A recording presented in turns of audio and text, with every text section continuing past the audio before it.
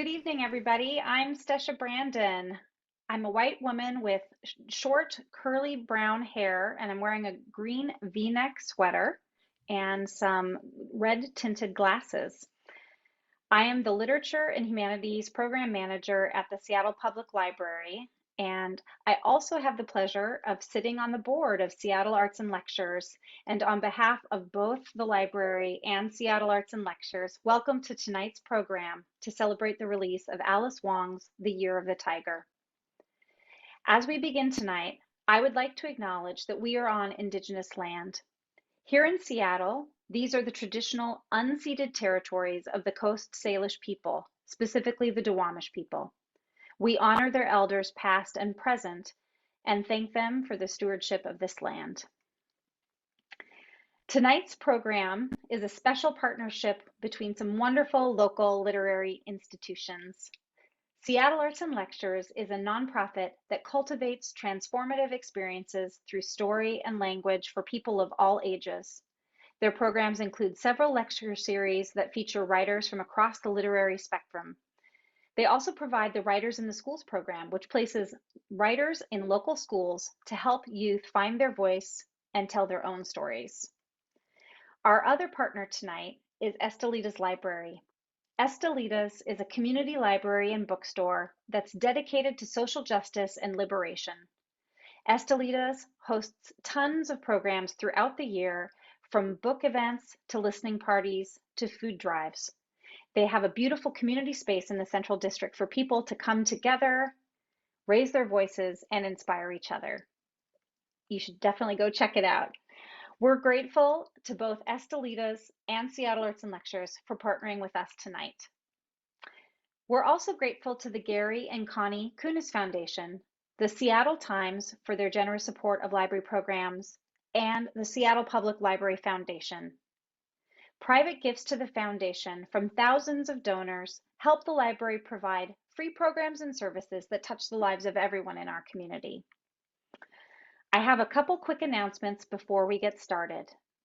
You can find copies of Alice's book, as well as copies of Leah's and Elsa's books, at Estelitas Library's website. We'll post a link in the chat, or you can go to bookshop.org/lists/Estelita-S-library. I also wanted to let you know that we have closed captioning for tonight's event. If you'd like to access the closed captioning, you just need to go down to the bottom of your Zoom screen and click the live transcript closed captioning icon, and that should activate the captioning. We also have an ASL interpreter tonight, and you can pin that square by hovering your cursor in the upper right corner of the interpreter square and selecting Pin. After tonight's conversation, we'll have time for questions from you. You can ask your question at any time by writing it in the Q&A box at the bottom of your screen. Finally, we're interested in hearing from you. Toward the close of the event, we'll be posting a link to a survey in the chat and would appreciate it if you took a minute after the event to fill it out. Now I'm delighted to introduce tonight's speakers. Leah Lakshmi Peepsna Samarasinghe is a non-binary femme autistic disabled writer, space creator, and disability and transformative justice movement worker of Burgher and Tamil, Sri Lankan, Irish, and Galician Roma ascent.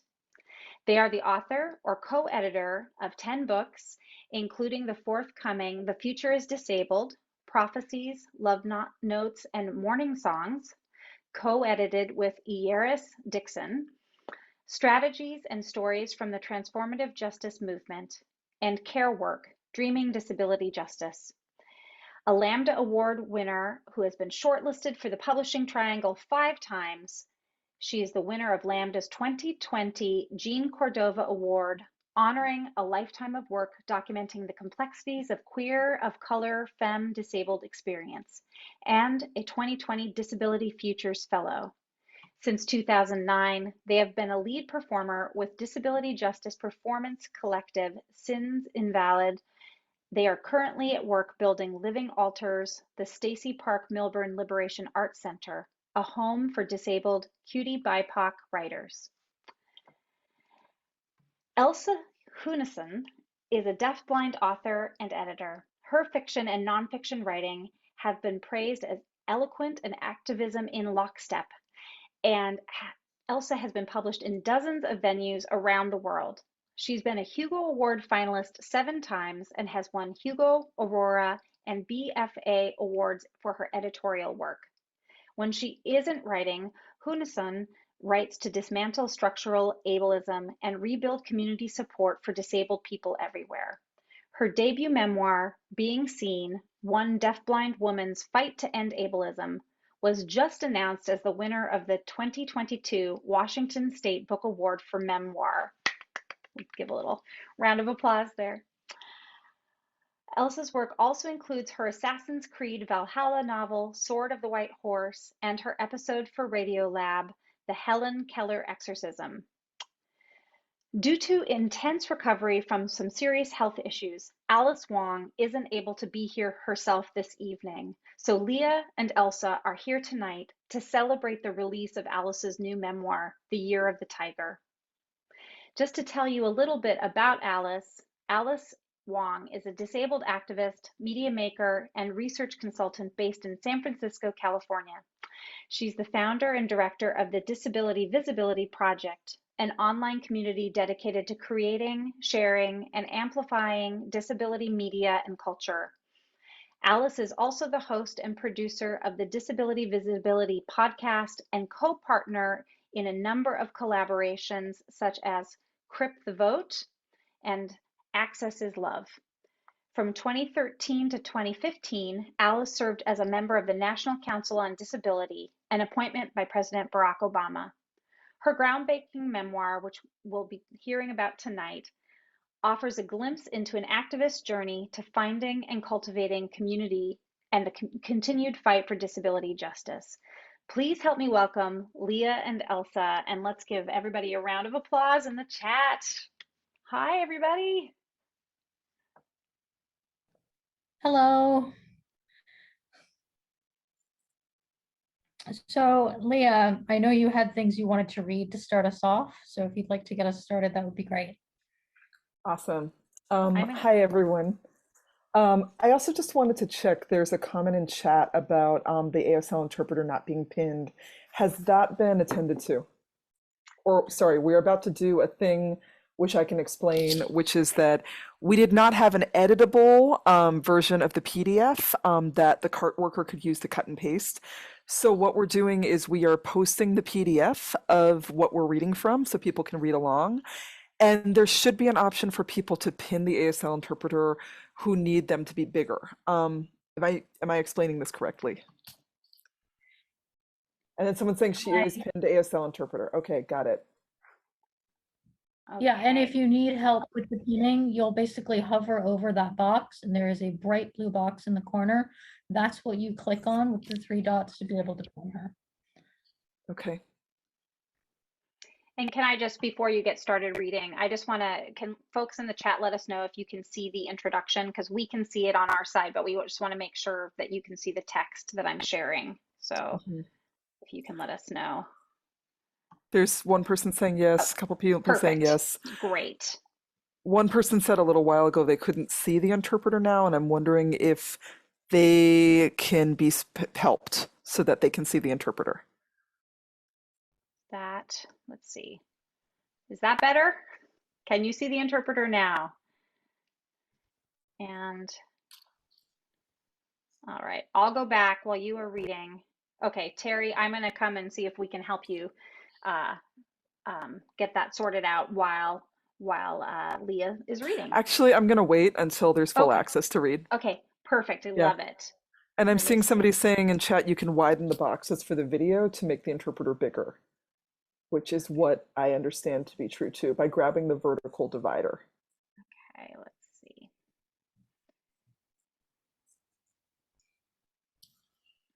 Okay, we'll just take a moment here.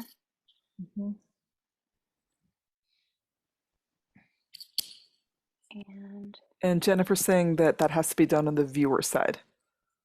yeah. Oh, thank you, Jennifer. So we've got Jennifer, if you walk TJ through how to do this in chat, that might actually be the best way to do support. Thank you, Jen. Thank you for helping.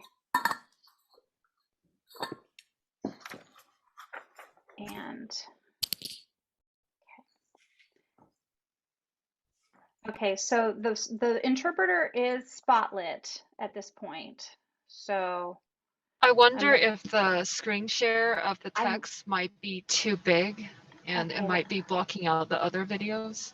That's a good point. Let me see if I can make that smaller for folks. Okay, without losing our place. I think if you go down to the up to the top right corner, you might be able to shrink it down. Let's try that. That's a little bit small. Maybe we'll try that.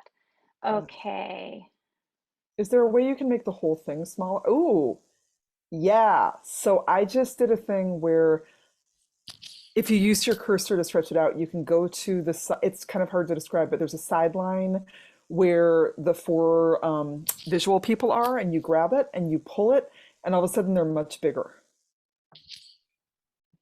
Maybe someone else could try and describe this too. People can do that for themselves. Yeah, I know. Yeah. Yeah.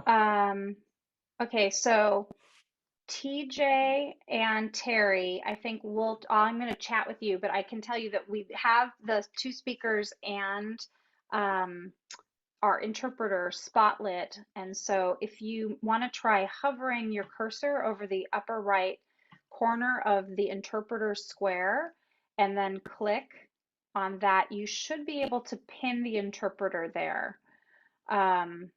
They're saying they don't see the interpreter at all. I wonder if the sharing of I don't see calorie. Oh, let me see. Okay. Thanks everybody for bearing with us while we sort this out. This is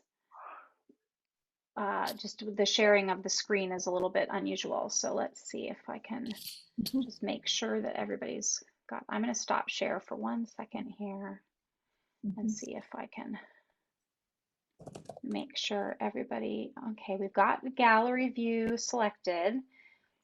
And everybody, can everybody see the interpreter now? TJ can now. Great. That's great. Okay, so now and Terry can as well. Okay, great. I'm going to try changing. I'm going to try sharing my screen one more time, and we'll see if that doesn't cause any problems. Okay. All right. Now, does that alter? Yeah. Okay, so it looks like some folks can't see. No gallery, no interpreter. That's so interesting. Okay. I have a suggestion. I don't know if it'll work. So the issue is we're trying to show the PDF so that people who need to be able to read along can do so. And we also need to see the interpreter. People seem like they can see the interpreter when the PDF's not up. Would it be possible to make the PDF into a Google Doc, put that into chat, and then people who need to read along can go to that? Oh yeah, let me see if I can do that real quickly here while you want to vamp for a minute while while I upload? I want to pee, but you know, I will vamp if I can. Why don't we stop screen sharing, and that way people can see the interpreter, and Leah and I can chat in a minute. That sounds great. Oh, that's a great idea. Okay. You're so smart. We worked it out. This is magic. So Leah, what is it about these choices of readings that you picked? What about this book has made you want to talk about it the most? Well, the pieces, this is like a teaser for when I'm going to read in a second, but you know, a lot of people, I think when they look at this book, they're going to be like, oh, it's a memoir. You know, Alice is going to kind of lead us from birth to, and now I'm, 30 something years old and here's what I'm doing. And it's actually really different. It's more like, I mean, it has a lot of different parts of her life and descriptions of what she was doing, at this point and that point and the other point. But when she starts it, she starts out by saying, "This is a book from the future." And actually, the last thing I'm going to read is this imaginary future she's written for herself, where she's actually written her obituary, but it's not like tragic disabled death. It's her living a really full, magical, disabled life where she lives to a ripe old age, does space travel, is in an all disabled punk band, starts the first major disability literary imprint on a major publishing company, all of this stuff. And I don't know, I just love that. I love thinking about the disabled future, and I think something that Alice really comes back to over and over again, which I think sometimes people think is a sideline to her work, and they're like, "Oh yeah, she's a sci-fi nerd, whatever." But she's always trying to imagine a crypt future into being that's different. And when I was getting ready for this talk, oh, sorry, go ahead. It's just funny you bring that up because that's precisely how Alice and I got to know each other. It wasn't because of disability justice. It was because we're both sci-fi nerds. Oh my God. I think she found me because of my posts on Feminist Sonar that were about sci-fi. And she was like, "Wait, you're doing disability justice and sci-fi work, and now we need to be friends." And so I think our first conversation was about Star Trek. Yeah. And it's like, it's not, I mean, I wrote about this in my book that's coming out. I'm like, it's not an accident that there are so many crypts in sci-fi. Like, not only are we nerds, but we're always trying to imagine a future for ourselves where we don't die. And we're also already living in dystopia. Or we're always living in cyberpunk. I am literally on this panel while wearing bionic hearing aids. Like my hearing aids are not only Bluetooth enabled and machines, they're in my ears, but they're also now sparkly. They are really teal and gold glitter sparkles. So yeah, I live in the cyberpunk future that my sci-fi peers keep writing about, and I'm like, I'm right here. I don't know why you're writing about non-disabled people in cyberpunk, because I am already cyberpunk. Yeah, and that's something that's really interesting to me, is that I feel like I know some science fiction writers who do identify as disabled or neurodivergent, who are just like, "Yep, I'm there." And then there's a lot of sci-fi writers, I mean, especially I would say Black and brown sci-fi writers, who do write disability, but they're still really like, "I wouldn't call myself disabled," or "I don't know." Like, I love Larissa Lies the Tiger Flew, but I remember, and this is no shade on her, but it's a queer Asian sci-fi novel about a pandemic future. And at the Q&A, I was like, "So yeah, you disability justice, right?" And she was like, "Oh, I didn't think of it as a disabled novel." And I'm like, "Really?" Really. And so y'all, if you want to look in chat, the PDF is up, so we're rolling. And if people want to scroll to page 13 who want to read out loud, or sorry, page 3, but I think it's page 13 that I'm seeing. Sorry, it's if you go to where it says introduction, that's where I'm reading, if that helps. So I'll give everyone a minute to get there. Well, what I'll say at the end of that is there is one Black, queer, disabled science fiction writer whose work is amazing, and that's Rivers Solomon. Oh, I love Rivers' work. Yeah, they're incredible. It's amazing, and their work on disability is amazing, and just, yeah, I want to make sure we shout that out. Oh yeah, Rivers Solomon, and then taking it way back to, one of the earliest modern Black queer sci-fi writers who's also disabled. I just gotta shout out Nalo Hopkinson, like, who's always written disabled characters and survivor characters, and is so queer and so poly in her work, and just so incredible. So okay, that's a great transition. Without further ado, I'm gonna start reading from the introduction of Year of the Tiger. And I didn't have a chance to do so, but I will quickly say, quick visual description. I'm a mixed race Sri Lankan, Irish, and Roma non-binary femme. I've got sand-colored skin, purple and brown curly hair on one side of my head, rose gold glasses, and I'm wearing a very light blue Oxford button-up. And I'm binding. So, yeah, introduction. The book you're reading is from the future, as am I. I have traveled a long way to be with you, and I have much to share. Spending several decades on Earth has been quite a thing for this disabled Asian American woman in a hostile and unforgiving climate. Clawing, hissing, and fighting through a pandemic against inequities in vaccine access and eugenic policies and attitudes that consider certain groups disposable. have given me the need to pause and reflect on all I've been through. I've fought these battles for the bare minimum of existing in the same space with you all. I realized in 2020 that the time to tell my story was now or never.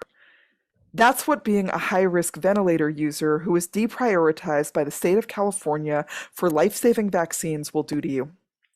Sheltering in place with your 70-year-old parents who are also high risk for over a year amidst anti-Asian violence and hate will do that to you too. Instead of having a mediocre white man's midlife crisis and buying a combustible self-driving Tesla or investing in cryptocurrency for quote unquote true freedom, I decided to write a memoir at this age, the age I was never supposed to reach, during a time I was never supposed to occupy. I will never have children, but my work, stories, and relationships are my legacy. And this book you are reading is the latest contribution to the canon of Alice. She got me from the beginning. Yeah, she did. Yeah, she did. And I'm going to scroll up to, if somebody can find the page, it's the first section. It's called A Mutant from Planet Krypton. And Stesha, or if somebody would share what page that is, that could be helpful.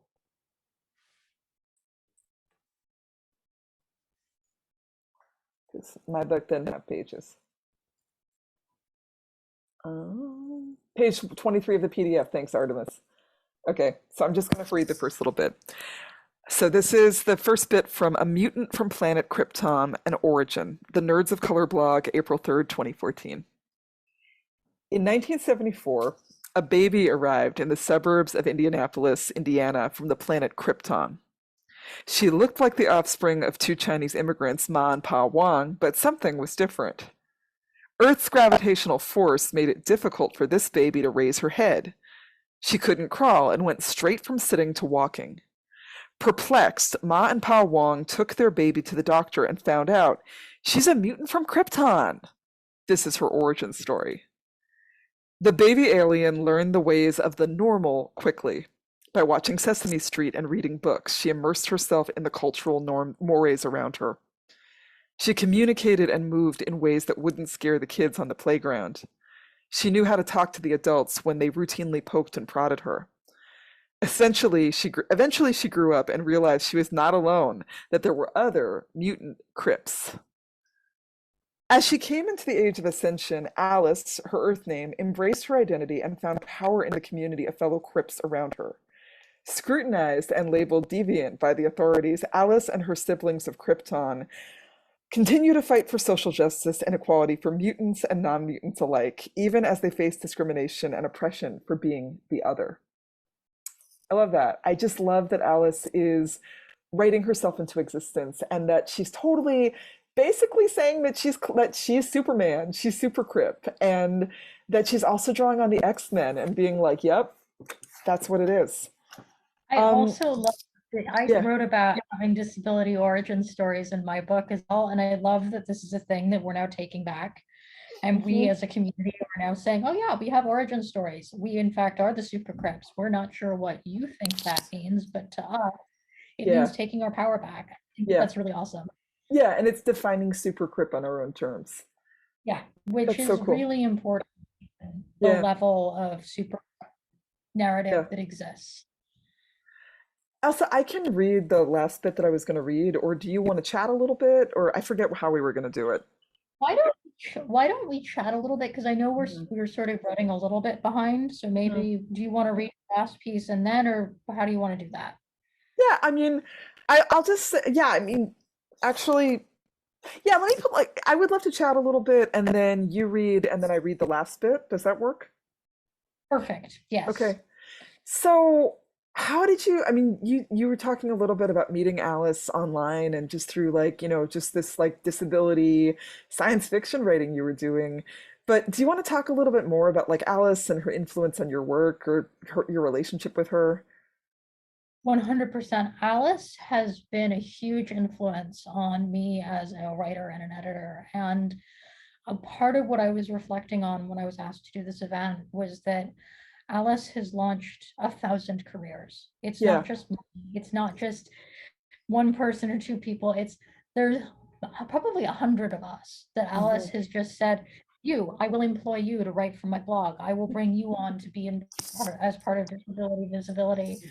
And Alice is the reason why I got to do Radiolab, because Lulu Miller read Disability Visibility. She read my piece in that book and said, your work is amazing. I would like to work with you. Please pitch me anything. And that's how the Helen Keller exorcism came into existence. So I can genuinely say, without Alice Wong, my career would be completely different.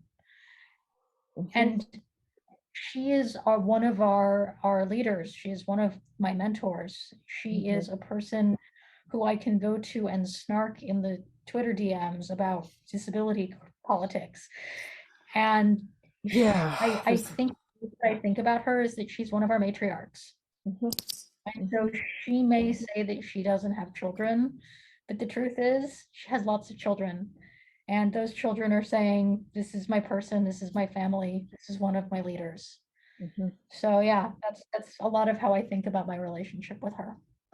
Totally. When I was like, what do I want to say? I just keep being like, Alice created a disabled media empire. Like, I was looking back and I was like, when did we first connect? And I just, like, some people were already there, but I just remember way back, Disability Visibility Project started as a Facebook group. And then she was like, no, wait, this is like fuck Facebook. This isn't working. And then it was a project through StoryCorps of collecting oral histories of disabled stories. And then she was like, I'm going to start this podcast. And actually, me and Stacey Park Milburn, we were podcast number 6 back in 2017.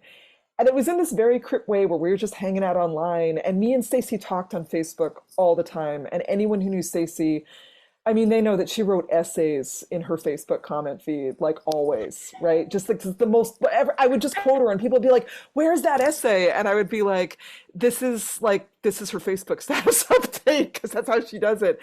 And Alice just reached out to us because we're having this big conversation about the two of us as queer Asian disabled femmes and care labor.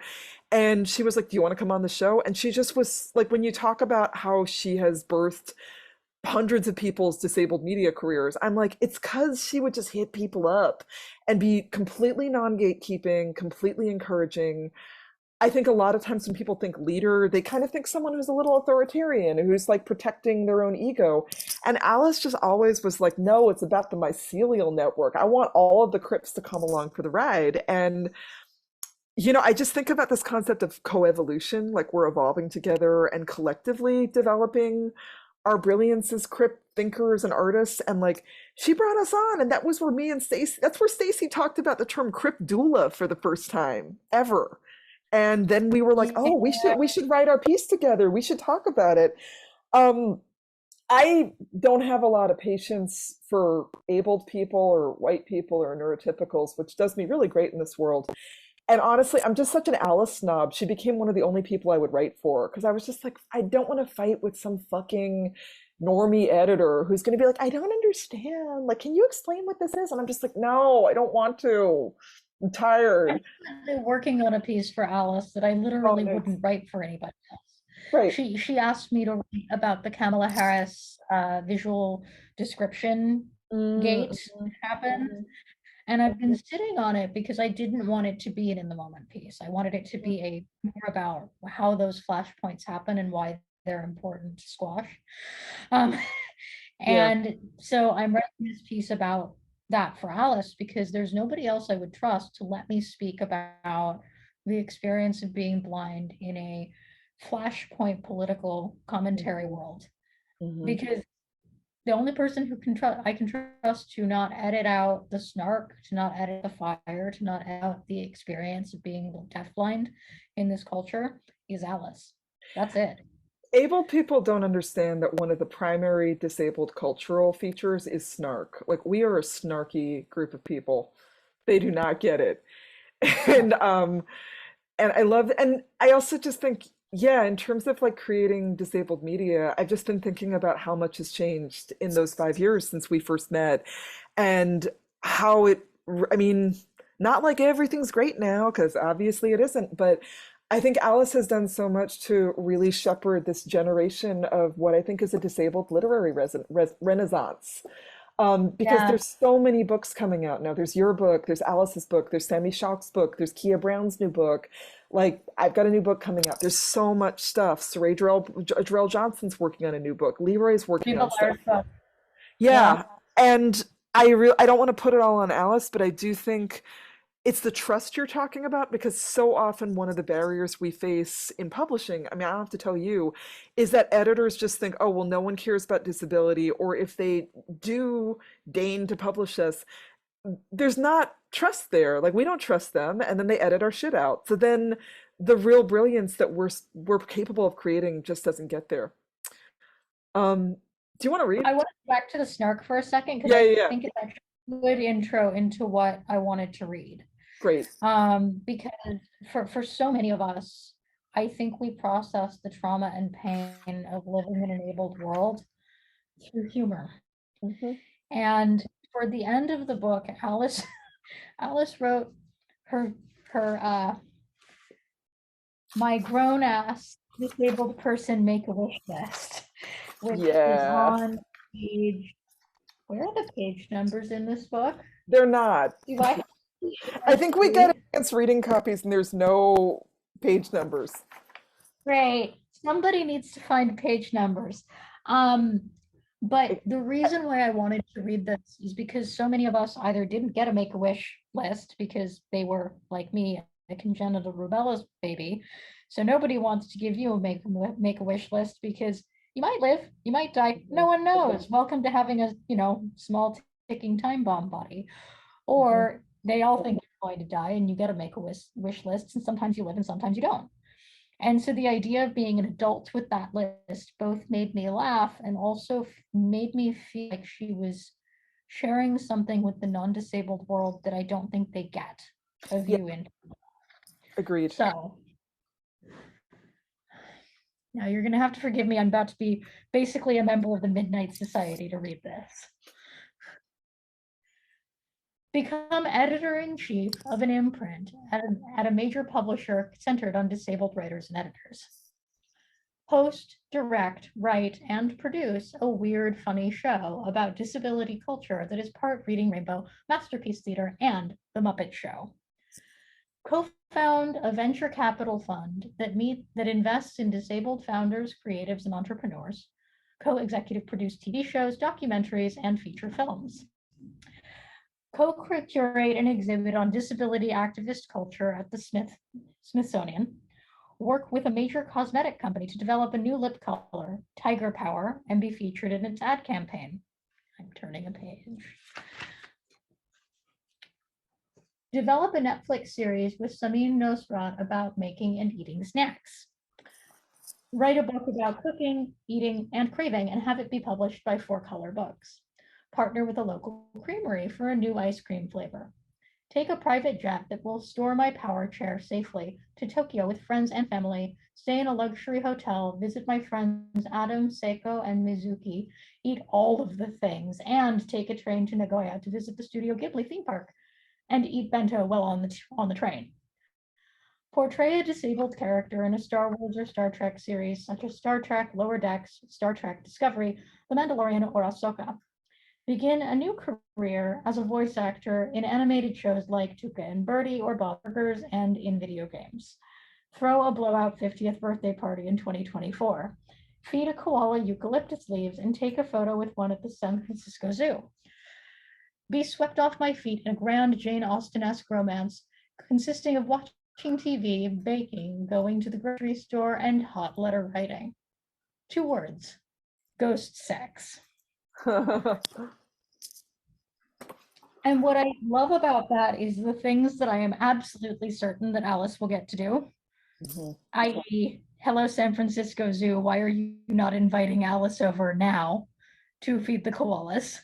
Because, and then there's the things that you're like, will it get to happen? Because how do you get a power chair to Tokyo without buckets of money? I mean, I can get real depressed and I could get real optimistic, and I feel like I'm just going like this, between both. And right now I'm often really depressed because I'm like, we're in some real backlash times against disability right now. It's rough. But then I also remember how much has changed between 2017 and now. You could not, I mean, if you told me there were this many disabled BIPOC books out there and queer and trans books, I would have been like, so who knows? I mean, I would like to believe that we just take all the money from Bezos and we get a whole lot of accessible fucking Learjets, yeah. Well, and it's fun. I think about 2017 a lot too, and that was when I was involved in some of the protests in DC, and how I almost feel safer in some very bizarre ways than I do in 2017 than I did in 2017. And then at the same time, I don't. And I think that's part of what that wish list really underscores for me is that back and forth of emotion and experience that is suffused with humor. Because it's like always the best of times and the worst of times. It's just like the best and the worst keep changing. Like I knew somebody, I was, in an online chat with somebody who was like, remember the golden era of access in the pandemic in 2020 when all the films got released online? And I was like, and we all like, we weren't like, whoo, let's go back to 2020 when everyone was dying and there was no vaccines. But it was the both and of like, but access was centralized in a way that now it's like, no, forget it. You guys go stay home, and yet we're all not going to stop doing what we're doing as disabled people, right? Nope. Well, and it's funny because we were talking about conflicting access and the experience of sort of living in that world, and I feel really privileged because I'm able to travel right now. Not all disabled people can, but the vaccines have worked for me. I've been able to travel using KN95s and P100s. I can go places. Right. Not everybody can, and that's hard. Right. And that's the thing that I think that is the big question at this moment where like, yeah, some people can fly on with N95, some people can't. Some people are wheelchair users who are always mostly often being like, no, I'm not going to have them break my chair. How do we stay together and not leave each other behind? How do you feel if I read the last bit and then we go to question and answer? Perfect. Okay, great. So I'm going to read from this bit right before the acknowledgements at the end. It's called Future Notice. And Stesha, can you find the page number? Page 371 in the PDF. Thank you. Okay. Future Notice. At the tender age of 96, in the year of the tiger 2070, Alice Wong died. Oracle, storyteller, cyborg, troublemaker, activist, night owl. Alice was the firstborn daughter of Henry and Bobby Wong, who immigrated from Hong Kong to Indiana in the 1970s. Alice moved to San Francisco in 1997 for graduate school and the Bay Area disability community. San Francisco became her home for many decades. In 2014, Alice founded the Disability Visibility Project, which led to a blog, a podcast, and a series of books, television shows, feature films, and documentaries. In 2026, Alice became the editor-in-chief of the first disability-centered imprint for a major U.S. publisher. Along with many other disabled editors, writers, and colleagues, the imprint helped usher in what is considered the first of several golden ages of disability publishing. As with many people who came of age during the 1999 Olmstead decision by the United States Supreme Court, Alice lived, I'm going to cry, to see the abolition of carceral institutions such as psychiatric hospitals, nursing homes, and prisons. Instead of court-mandated conservatorships, supported decision-making allowed people to thrive with autonomy. Decades of activism by disabled people and their co-conspirators led to community-based care grounded in disability justice principles. Successive natural disasters, pandemics, wars, and mass migrations produced the largest percentage of disabled people in recorded history. The confluence of these forces created a reimagined society that dismantled notions of enforced productivity and toxic individualism. This allowed Alice the freedom and support to do everything she wanted in the latter half of her life. In 2032, inspired by the Linda Lindas, Alice became a performer and songwriter for the punk rock band Rage Against the Ableism. The band, famous for wearing Agretsuko masks and thrashing against injustice, spawned 5 records in 12 years. Her songs such as Ableism is Trash, Fuck You, Pay Me, and Shut the Fuck Up, White People are still performed in karaoke pods today from Memphis to Mars. With the progression of her disability, Alice moved to a zero-gravity capsule on the moon in 2045 as a member of the second Crips in Space cohort of scientists, creators, and explorers. During the past 2 decades, Alice receded from public life, preferring to amplify and support the next generation of disabled cyborgs. Good shit takes time, Alice wrote in her first memoir, Year of the Tiger, Vintage Books 2022. She took her time with both her work and the pleasures of life as someone who did not find success until her late 40s. Known for throwing excellent parties, curating disability media and culture exceptionally well, savoring a good latte and pastry, being a benevolent bossy boss to close friends and comrades, and messing around at all hours of the night, Alice is survived by her sisters, family friend, and a few precious unnamed others. Okay, wait, I'm just going to jump ahead. Okay, wait. Instead of flowers, donations can be made to your local animal shelter, food bank, library, or mutual aid collective.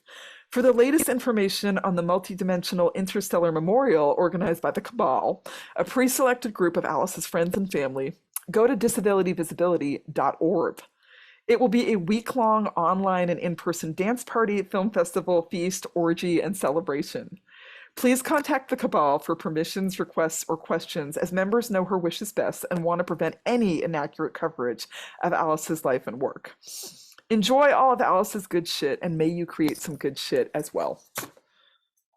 And I get emotional because like a lot of us, I lost close people the last couple of years who were disabled, BIPOC, and Elsa, you said the thing about the Make-A-Wish list about they're expecting you to die young, so you get a Make-A-Wish list, or, oh, you're going to survive, so you don't get that. And I just feel like that piece, she wrote this amazing future, which is what I want. And she wrote, it wasn't just about, oh, we've got to fight the man until we die. It's like, we got to win and have fun and live to get old, right? Right. One of the things I talk about so often is that the imagined future for disabled people does not include joy. Mm-hmm. And the fact that we are collectively with Alice imagining joy really matters. Mm-hmm. The fact that we imagine leisure matters. The idea of making a band where we sing songs like Fuck You, Pay Me matters, because the collective majority imagination does not see that for us. No. And that in itself is about. And it's like, I mean, they really think that, it's like they don't understand we're snarky. Disabled people I know are the best people at prioritizing pleasure and making crip pleasure, and it's really radical when you're told, nope, you just get some Ensure and a fucking shitty diaper and that's it. You just get the trough. Like, you don't actually get to have joy, to be like, no, I'm going to have a great life. And I think there's also the feeling that's out there. It's like, oh, you're lucky if we let you live. And I feel like that assertion that Alice is doing is like, oh, I'm not just going to live. I'm going to be in a space pod having an orgy. Fuck you. Right. And there's also, I love that she's like, it's not just about me, Alice. It's about, and it's not just about, there's one golden era of like disabled literary renaissance. There's multiple disabled literary golden ages. They're all of these people get to live. And I think it's important to call that out when I talk about my hearing aids. It took fights to get hearing aids that were teal and sparkly and full of glitter, because they didn't want me to have them. They wanted me to have boring ass beige blends in with my skin hearing aids, which is impossible because I am pale as shit. Yeah. Yeah, you are. Anyway. I mean, and like it. Go ahead. Sorry. But like, they don't want us to have even the joy in our adaptive aids. And that's one of those things that I think is so fundamentally important, is that we get to have joy, not just in our lives, but in the adaptive devices that we have.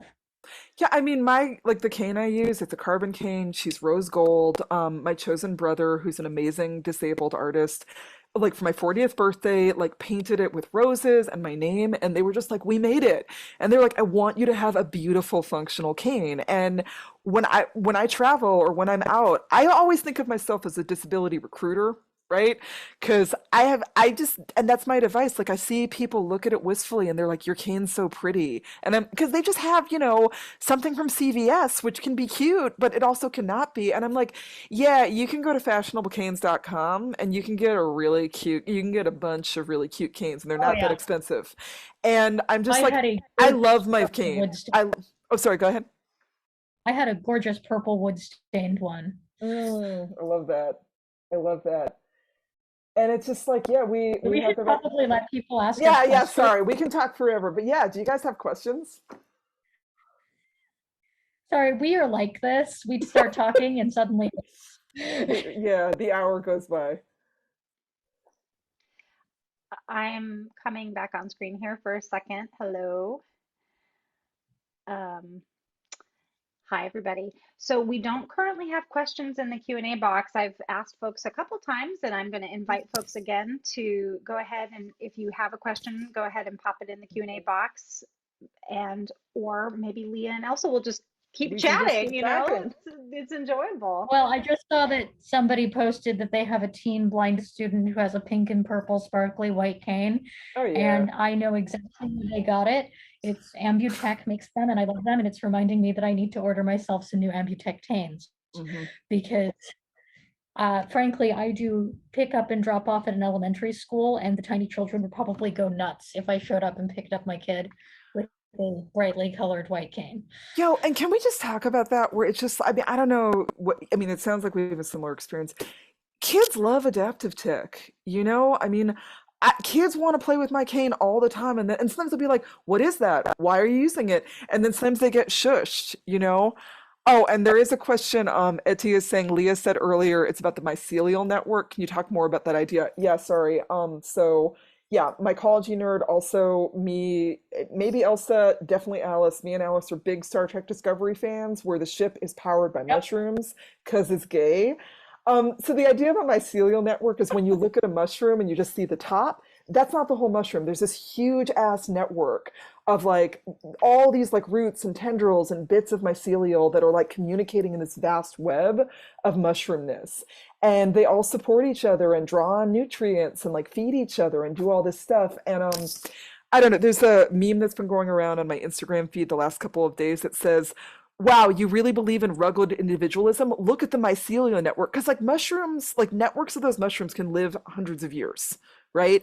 And something I actually learned from Adrienne Marie Brown was she was like, yeah, she's like, when you look at like toxicity in the environment, a mushroom can break that shit down. It can take 100 years, but it'll eat it up. And it doesn't do it alone, it does it in the whole ass network. And I just kind of think of as us as Crips, and I mean in general, and in terms of, ooh, thank you for posting about the Star Trek Discovery Spore Drive. Makes me so happy.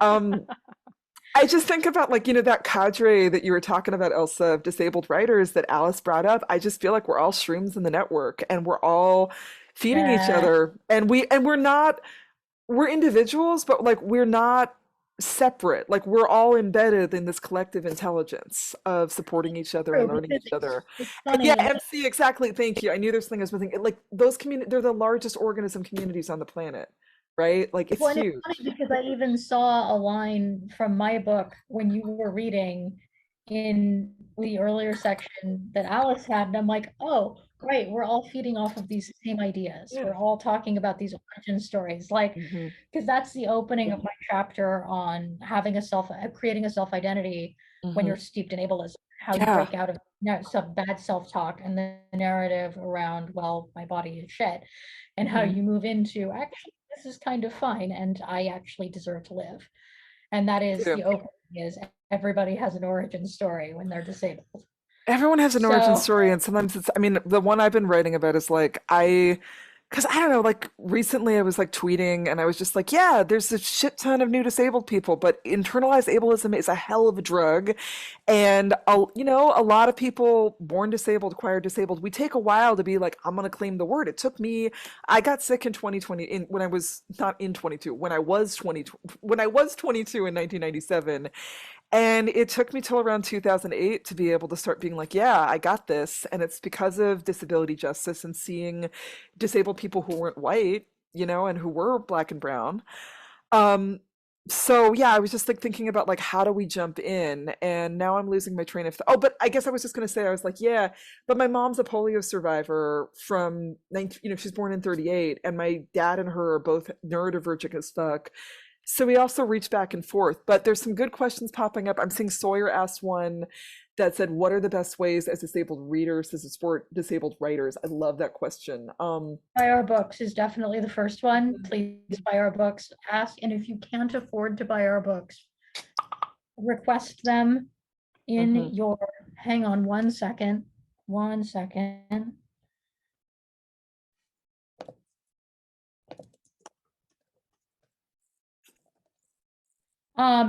Basically, the deal is that like, if you can't buy it, then please ask your local library to stock it. That helps us too. Recommend it, talk to people about it, because disabled writers do not get the same press. At all. And I would say like review, I would say all of those things. I always also say the thing about request it at your library, because crypts are broke and so many disabled people who don't have a lot of money will take those books out over and over again. I would also say like, you know, like Goodreads, make book lists. Seattle Public Library has a great feature that I used a couple years ago where you can make user-generated reading lists. So I made one that was like, you want to read about disability justice? Here's books, here's CDs, here's online stuff. Talk about it online. You know, I feel like with Care Work, which is, you know, my first book of, you know, disability justice nonfiction, when that came out in 2018, I mean, I knew that the Crips would buy it, but I couldn't get reviews anywhere because people were like, disability what? But disabled people sold that book and made it a bestseller. Like, it is the US bestseller of my publisher. I think we're in like 40, 50,000 copies, which is a really big deal for an indie press in Canada. And it's because disabled people bought it for their friends, talked about it, posted about it on Instagram, all that stuff. You know, just like really do all that stuff. You know, teach it, like, you know, books. One thing I really want to shout is like, go to your bookstore. If you go to bookstores and if they don't have a disability section, ask them why not, and ask them to put one together, right? Like put it right there next to all of the other identity sections, because I mean, that helps people find the books. And also when Care Work came out, I had to fight because they wanted to put it in the health section. And I was like, it's not about how to cure gout. It's a disabled, cultural, snarky, queer brown book. And they were like, okay, but then some of the bookstores like Elliott Bay didn't have a disabled section. Now they do. Third Place Books has a disabled section. And like the lefty, like the really lefty bookstores like Left Bank, they've always had one, right? But it really helps if we can find each other and be in conversation with each other if you do that, right?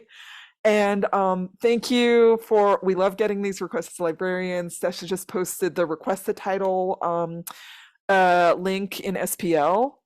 Yeah. Absolutely. And yeah, and also and just please ask the disabled authors if they're getting the support that they need, because my publisher said they were going to support my book and then my book didn't.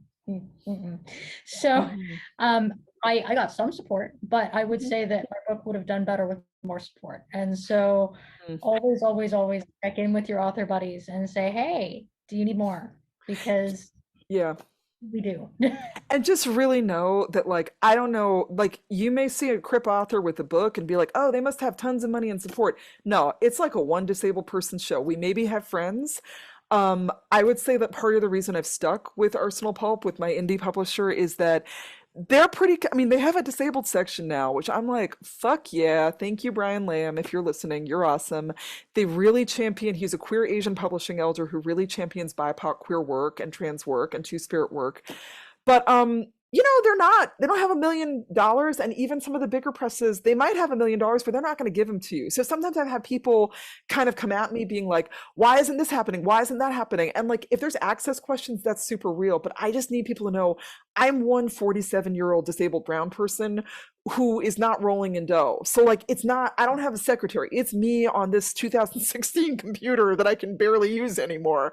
So like, with people were like, how come there isn't an audiobook? And I was like, well, for care work, like if you're not on a major, and if you're like, even if you're disabled on a major, you don't automatically get that because they give it to people they think are going to sell. And maybe that's changing now, but often they don't think disabled books are going to sell. So I was lucky that after a year of care work being out, we got an offer, but it wasn't automatic. You And I know? want to throw something out there because I actually think this is important as a success story. I was not expecting being seen to be on the finalist shortlist for the Washington Book Award. Mm-hmm. I was definitely not expecting being seen to win in my category. And so I do want to say that, like, this is, 3 days after I found out I won, and I'm still really honored. But also it makes me feel like there's hope for other disabled authors in states that have state book awards. They are starting to see our work. They are starting to see its value. And so and I'm getting a little bit teary. Yeah. It matters that recognition really, really mattered. And so I'm really grateful to the Seattle Public Library and to the Washington State Library systems for seeing disabled work as valuable, because it does. And the awards do matter to publishers, and they matter to the authors too. And I would say also as a disabled reader, though, I mean, I know you're sick of doing it too, but like, if there's I don't know, a cultural event, even if it's not disabled writing, but especially if it is, but also just period, ask about access, push people to keep doing virtual events. Like there's been this push of like, oh, we're just going to go back to normal. And I'm like, fuck you. No, like push for ASL, push for CART, push for ramps, like push for accessible bathrooms, push for all of it. Because like we all have to keep the pressure on, or else they're just going to roll it all the way back to the before times, which sucked, in a lot of ways. And then there's a question, who's the next generation who's currently blowing your minds and needs to have us reading their book? Like I'm afraid to leave people out. So many. Elsa, are there like new disabled writers that you love? I actually want to call out Lily Lainoff, whose book One for All is a YA book about disabled sword fighters, and it is magic. And I wish I'd had it when I was a teenager. Yes. Oh my God. Oh my God. Yes, it is fantasy with sword fighting, and the lead character has POTS and the author has POTS. So it is, I love it so much. And the author also fences. Oh my God, amazing. One for All, it's incredible. Everybody should go get it because Lily deserves all of it, just all of it. It's amazing. And Artemis is asking if somebody can type out the author name. So if you want to do that, I can. Lily Lena, thank you. So many. I mean, I always shout out Saray Jarrell Johnson. They are an incredible Black trans autistic poet and essayist. They're working on a new book, which I'm super excited for. Their first book, Slingshot, is incredible. Stephanie Foos, What My Body Knows, incredible Malaysian PTSD survivor. I'm Sri Lankan whose father grew up in Malaysia and Singapore. So the way that she specifically wrote a Malaysian Singaporean intergenerational trauma surviving experience just nailed it. Jesus, like River Solomon always. River Who Solomon, else? Forever and forever. God, but hold on. Alison Stein, who's an incredible Appalachian queer deaf sci-fi writer. Trashlands. She's got another book coming out. She just writes like disabled queer feminist cli-fi and has deaf and disabled characters and integrates disability into her work. Love her fucking work. God, I'm just thinking of, oh God, I know the novel, but not the name. True Biz. It's not that new anymore, but it's an incredible deaf YA novel. Sarah Novick's work. Sarah Novick, I love. Medical deaf author, and is doing a lot of work to also support new deaf authors. She just hosted an event for deaf authors to learn about the business and to do better in their writing. So just really love her so much. And I'm going to put it in chat, but Raymond Antrobus, who is an incredible Jamaican deaf poet, out of the UK, his book, I mean, he's got like 3 or 4 books out now. The Perseverance was one of my favorites. I love what he's doing, like so much. Um, I'm missing people. There's a lot of people. There's a lot of people. It's really We could nice to go not on. feel This is we could truly go on. golden That's what age. we do. Yeah, and I am curious about people like God, is it Becky Chambers who writes the Wayfarers series, who does like a lot of comfort core, very queer sci-fi. I love Wayfarers because like there's so many disabled characters and disabled aliens that aren't, and it's interesting because like I'm always like, are you autistic? Like, wait, your cousin, you're something, because I'm just like, wow, you've got a whole species of aliens that just communicates nonverbally through the colors, like moving on their skin. And you've got a main character who's a little person who loves weed and is in love with his AI girlfriend. And there's just so much that speaks to me in there as, a disabled person reading disabled characters. So I don't know how Becky identifies, but I love those books. I really do. Yeah, we could go on. I really hope that we are in a wave of the disabled literary golden age that Alice mentioned. And I think we're out of time. In fact, we might be over time. But uh, I think we just need to continue to look for work by new disabled people because there are new disabled authors coming out all the time. So watch for them because they pop up on Twitter every day and there's just a golden age of new work. Oh, I just gotta say, Kia Brown has a kid's book, Sam Super Seats, that is out now, and it's all about the joys of sitting. Love it. Love it. And if you haven't seen her memoir, The Pretty One, it's incredible. Yeah, thanks for having us. Thank you, Emily. Thank you, Kay, for amazing access. So much. Thank you, Sasha and Sarah. Hi, I'm just getting my own spotlight back on there. Hi. Oh my gosh, I was like frantically taking notes while you were giving us all those wonderful recommendations. And what we'll plan on doing is pulling together a book list from the conversation tonight, and we'll include that when we post the YouTube video on the library's YouTube channel. We'll make sure to include the book list so that folks that want to go back and check out that authors will have access to it. So anyway, I just wanted to say thanks to both of you. Thank you, Elsa, and thank you, Leah. Thanks to our wonderful interpreter, Emily, and to our captioner, Kay, who is behind the scenes doing amazing work. And thanks to everybody watching who was so patient with us while we got the PDF uploaded and got that so everybody could access that. But I also wanted to just take a moment to celebrate Alice and say you can find copies of her book, The Year of the Tiger, and you can also find copies of Leah and Elsa's books at Estelita's Library's website. There's a link in the chat, or you can go to bookshop.org/lists/Estelita-S-library. And of course, you can find Alice's books and Leah's and Elsa's books at the library, and we would love for you to do that as well. I think we've been posting links to those at the library as we've been going through the evening as well. We'll also post a link to a survey in the chat and would appreciate it if you took a minute after the event to fill it out. Was somebody going to say something? I don't want to. I was just going to say, Sasha, if it's not too much trouble, could you post, if it's possible, the link for my upcoming event, my book launch for The Future is Disabled, and Elsa's event, if there is a link to, because I know, Elsa, you're signing books at Elliott Bay in a couple weeks. Correct. I'm setting books for October 20th. Yes, thank you. Yes, we'll post those again. So as Leah mentioned, she is doing an event with the library on October 5th, and that will be a digital event, and registration is open now. And Elsa is doing an event with Elliott Bay for the paperback release of Being Seen on October 20th, and we'll post the link in the chat again. Let me just make sure that Sarah, who's behind the scenes, if you can go back through the chat, that might be the fastest way to grab it and repost it for folks so it's easy to find. Anyway, thanks for the reminder. That's great.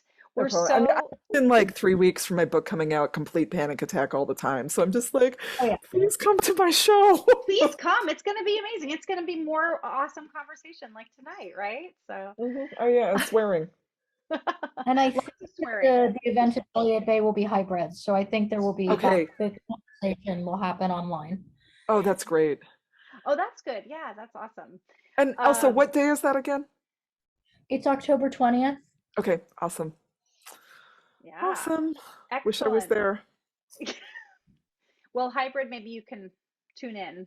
Possibly. I know. I'm just weirdly homesick for Seattle. I was there for 6 years and I bitched about it the whole time, and now I really miss the shit out of it. Fucking city. It'll get under your skin. Come visit. I have a guest room. Okay, great. I will take you up on it.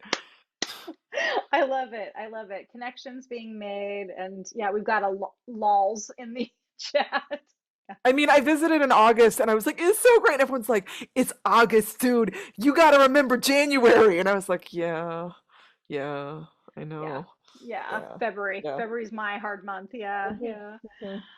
Well, we're so grateful to you all, and we're grateful to everybody else who made tonight's program possible. Thank you to the folks over at Seattle Arts and Lectures and to the folks over at Estelitas Library doing good work in our community. And thanks so much to our sponsors, the Gary and Connie Kunis Foundation, the Seattle Times, and the Seattle Public Library Foundation. And of course, thanks to everybody who joined us tonight. Thanks so much for watching, and we will see you next time. Yay. Good night. Thank you. Good night. Thanks, everybody. And just for folks who are still tuning in, we're going to keep the Zoom open just for a minute so that you can grab links from the chat or grab the survey link or grab other book recommendations, that kind of thing. But we'll be stopping the program now, but you can grab stuff from the chat. Awesome. Have a wonderful evening. Okay. Good night, y'all. Be well. Love y'all.